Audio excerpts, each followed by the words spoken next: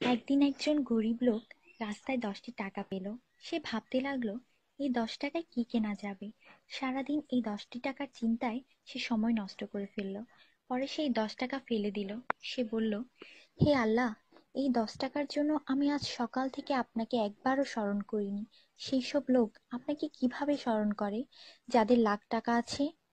আল্লাহ সুদ হারাম করে দিয়েছেন, আমরা ব্যাংক বানিয়েছি।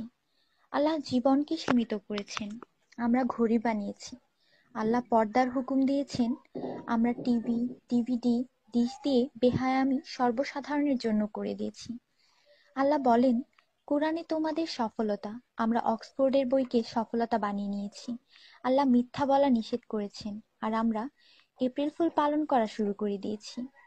আল্লাহ বৃদ্ধ বয়সে মা বাবার সেবা করতে বলেছেন, আমরা বৃদ্ধাশ্রম বানিয়ে ফেলেছি। আজ মুসলমান এই জন্য দুশ্চিন্তায় যে যাকে খুশি করার তাকেই তো রাগিয়ে ফেলেছি। দয়া করে সবাইকে ফরওয়ার্ড করুন, কারণ নেকির দাওয়াত দেওয়ায় নেকিকারীর সমান সওয়াব পাওয়া যায়। একটু ভাবুন, আজান যখন হয় তখন টিভির ভলিউম কমানো হয়, কিন্তু নজর টিভিতেই থাকে।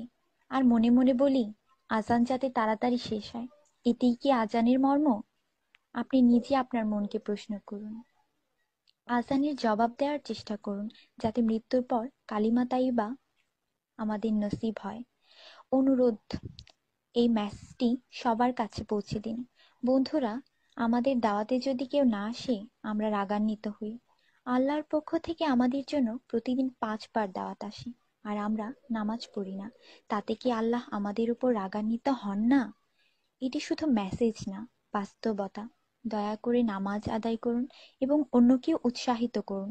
যিনি এই মেসেজ পড়েন তাদের উপর আল্লাহ আরো রহমত দিন, এবং যিনি এই মেসেজ ফরওয়ার্ড করেন তার ভালো ইচ্ছা আল্লাহ পূরণ করুন এবং হিদায়াত করুন। নামাজের চিন্তা করুন, ব্যালেন্সের না। আজান শুনে উঠুন রিংটোনের মতো। কোরআন মনোযোগ দিয়ে পড়ুন, এসএমএস পড়বার মতো। জীবন সবসময় থাকবে না নেটওয়ার্কের মতো। নামাজ ত্যাগ করা মানে আল্লাহকে রাগান্বিত করা। ফজর 6 মিনিট, জোহর 15 মিনিট, আসর 8 মিনিট, মাগরিব 10 মিনিট, এশা 18 মিনিট, মোট 57 মিনিট। 80% লোক এই মেসেজ ফরওয়ার্ড করে না। দয়া করে আপনি করুন। আল্লাহ সবার মঙ্গল করুন। আমিন।